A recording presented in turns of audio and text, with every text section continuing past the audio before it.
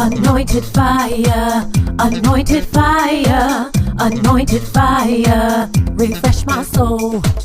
Anointed fire, anointed fire, anointed fire, refresh my soul. Are you ready for your miracle? Are you ready for your breakthrough? Oh yeah. Hello and welcome back to Anointed Fire. My name is Tiffany and today's message is how to write a Christian book. Now let me go ahead and get this out of the way. Writing a Christian book and writing a secular book are not one and the same.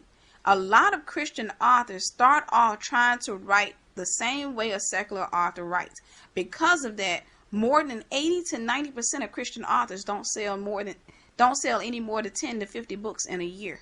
Because of that mindset, because people are Googling how to write a book. They're coming to YouTube trying to find out how to write a book, but they don't understand there's a difference between writing a Christian book and writing a secular book. There's a different feel, because in a Christian book, you have to be humble and you have to bring the word across. You got to educate the people. In a secular book, you're going to hear a lot of wit. You're going to hear a lot of pride. You're going to hear a lot of things that should not be incorporated in a Christian book. So let's go ahead and get started. I wrote down 7 pointers that should help you, and then I'll give you some information at the end of the video to tell you how to get more information for write your Christian book. Number 1, don't try to sound like anyone else. A lot of people come out and they read books from other people and they think that that's the voice of a writer. They think that that's how an author is supposed to sound. A lot of authors have read a lot of books, and what they do is they catch all of these people's voices and they try to channel that into their books. And what ends up happening is the book reads wrong. The book doesn't read well because people can detect phony. People can detect that that's not your voice. And also a lot of times what people do is they may have a limited vocabulary. And let's say somebody has a very limited vocabulary, and in the middle of their book, as they're writing these sentences, they're using words that will portray them as they had a very extensive vocabulary. And so the sentence don't read right, because now it's like you got this limited vocabulary and you can read through the lines just reading that you know that the author is not a person of many words. But then as you read, you notice that the author is using words that you have to go and get a definition of. So don't try to sound like anyone else. Be your unique self. Of course, as an author, you're going to always have to shop for words. You got to learn new words, but learn them and grow out. Don't go out there and learn some huge word that most people don't know. Learn little words that match the words that you have, if that makes sense. Learn words and just start to expand out from there. Don't go out there and grab a bunch of words that most people don't use and then start trying to incorporate them in your book, because people are going to detect that and they won't buy your book, and the ones who do buy it won't read it. Number 2, don't try to be too witty. A lot of authors think, because they've read a lot of secular books, they think that they need to be witty and funny. Being witty is cool for a blog post. Being witty is cool for a secular book, but being witty comes off as prideful and arrogant in a Christian book. Anytime a person buys a Christian book, they're not trying to read about you unless it's a biography. They're not trying to be drawn into you. They're trying to get the message out of the book. And anytime an author attempts to be witty, what they do is they distract the person from the message. So the person can't really read the message in the book, because the author is too busy trying to show their personality throughout the book so that the person can like their personality. And that comes off as arrogance to a reader, and it'll turn off a lot of your readers. So don't try to be witty in your book. Instead, what you do is just write. It's okay to have a little wit, a little fun from here and there, but don't overdo it. And as a matter of fact, do it as minimum as possible. Cut it down and do it as minimum as possible. Don't just do that, because like I said, a lot of your people, when you read the book, it may sound good to you. And you may giggle and you may laugh and say, oh, this is a great line. But other people are going to come along and say, what was that? I was into the book, I was flowing. And then all of a sudden the author just slapped me and woke me, just got me out the book, and pretty much is trying to draw me into themselves. So don't try to be too witty. Number 3, schedule yourself a time to write every day or several times a week. If you don't have a schedule to write, you're not going to finish your book. It's very hard to write a book if you don't have a schedule.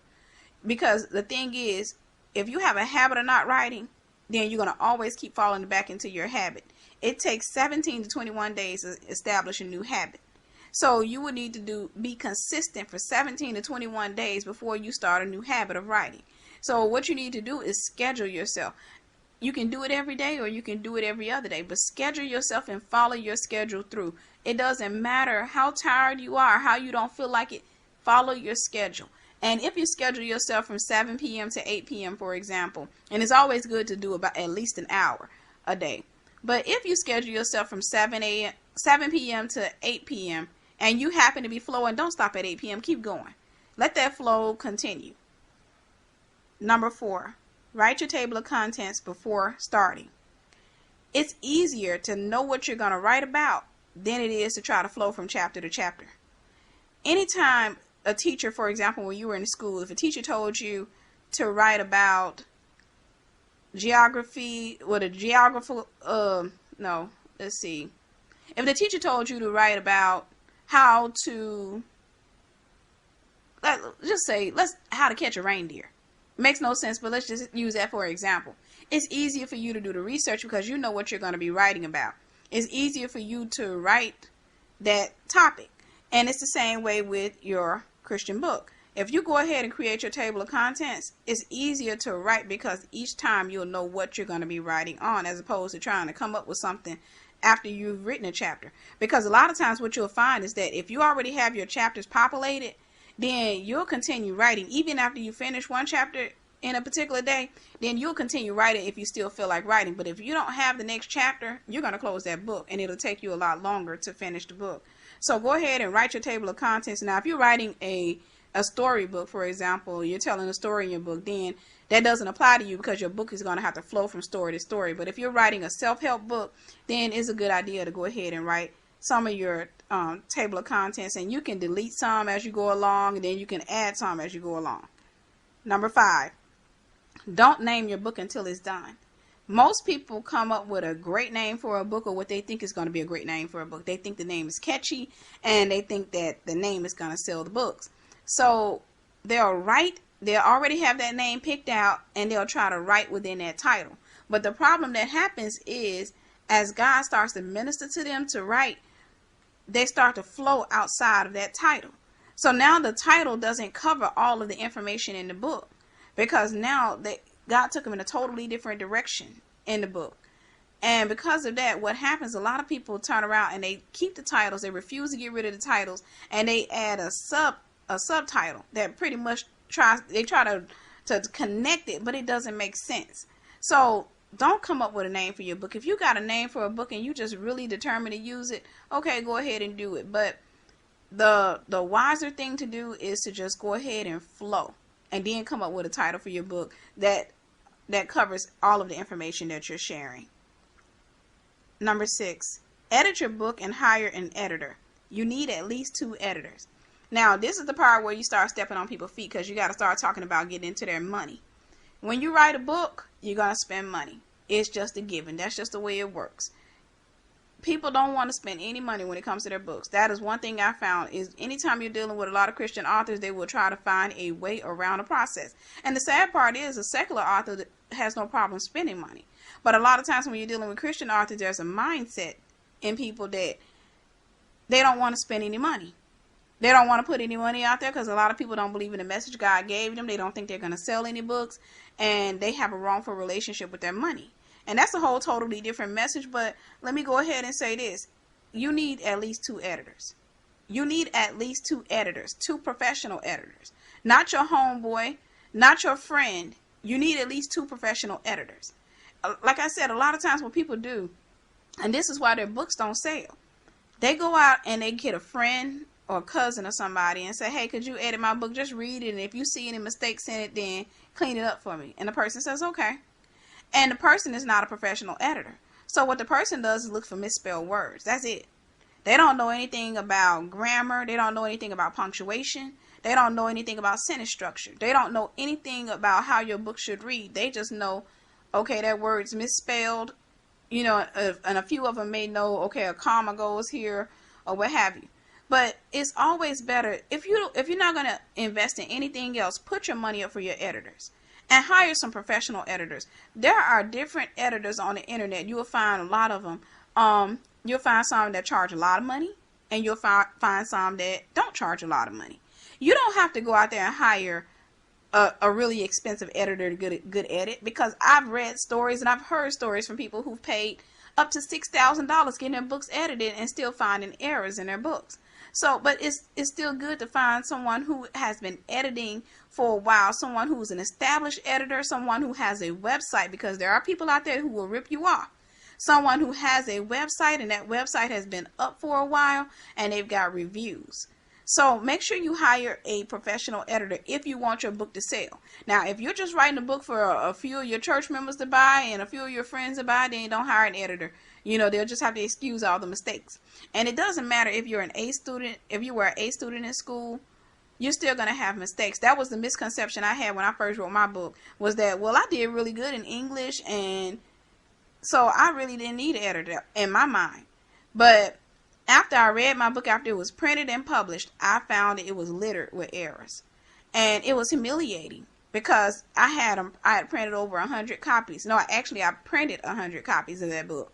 And by the time I got them, I was too ashamed to sell them to anybody. So hire an editor. And the final one, if you are already set on the name, hire someone to create your book cover before starting. Now, if you are just determined, you say, well, you know what, God gave me the name of my book and that's the name I'm going to have. Okay, that's fine. If he gave it to you, then yes, definitely use it. But hire someone to go ahead and create your cover. And that sometimes what that'll do is that'll motivate you to go ahead and start writing. It'll encourage you to go ahead and start writing. And because you've invested into it, you're likely not going to turn away from it. And I do have one more. Don't try to publish it yourself. Hire a publisher. Now, that's one of the number one things. Like I said, when you're dealing with a lot of authors, there's a mindset, a lot of people who are cheap and they don't want to spend any money and they're trying to find the cheapest way out. And then when you catch them a couple of years later and you say, how did your book sell? And they said, well, we only sold 20 copies in 2 years. Yeah, 20 copies. Or we sold 100 copies. The church members bought it. And that's it. They basically don't get the money back that they invested, even the little money they invested, the little cheap money they invested trying to be cheap. They don't get that back because they didn't put anything in. And it's like the way life works is when you don't put something into something, you can't expect too much out of it. You know, and like I said, about 80 to 90% of Christian authors do that. They go and write a book and they say, well, there are resources on the internet that will help me. There's this and there's that. And they end up getting the title of author. Congratulations. But they don't have any book sales.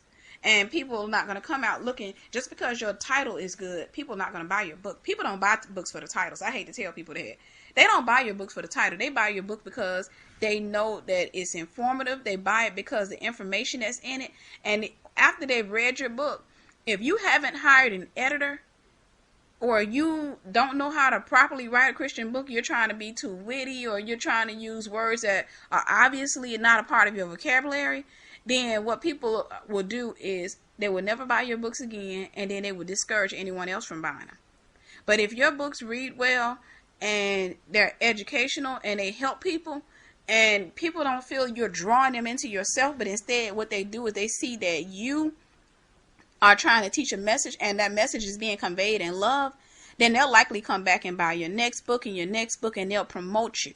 You'll find that most of your books are purchased by some of the same people who purchased previous books of yours. Every time you put a book out, you'll have certain people who will become your loyal audience, and they will continue to buy books from you. So don't try to publish the book yourself. It's as simple as this. You got to invest in it. There is no getting around it. You have to invest in it. Don't try to do the book cover design yourself. Don't go and find anybody to do your book cover design, because your book cover design can deter people away from your book. And at the same time, it can invite people to buy your book. So you want to make sure that you go all out on your book if you can. You know, that's your baby. If you're having a baby, you're not going to sit out there and try to go find clothes in the trash can and say, well, At least he'll have something to wear. I just wash him up or what have you. You wouldn't do that. Your book is your baby as well. So you got to dress her up well. You got to take care of the book, and you got to make sure that you put it out there the right way. You know, you might not have thousands and thousands of dollars to put out, but there are inexpensive ways that are professional that'll help you. And we'll go ahead and I'll tell you this. Check out my program, Remnant Writers. That's remnantwriters.com, and that's where we teach you how to write a Christian book professionally. Also, that program, you can go take the class. The class is a month long. You can take the class for as little as $499. But you can also get that same information for $40. All you have to do is go to Amazon.com and Google my name, Tiffany Kamini, or Google The Right Way to Write a Christian Book. That is one of my books. It's called The Right Way to Write a Christian Book. There are 2 parts to that book. So make sure you get both of them. The first book is about $25 to $26. The second book is about $13. But like I said, it's a total of $40. It's the same thing that you would get in the program for $499. And that book is full of information. The second part is actually a journal. And the journal helps you to document how much you've written that day. It has an excuse calendar. It has a lot of different things. But the first part tells you the common mistakes that Christian authors make. So you won't have to wait until your 4th or 5th book to actually start writing a professional book. You'll be able to start off writing your book as a first-time author or second-time author. You'll be able to start out doing your books the right way, so you won't have to pull them in the future. Because either way it goes, you're going to end up spending the money. That's just a given. But like I said, don't try to publish the book yourself.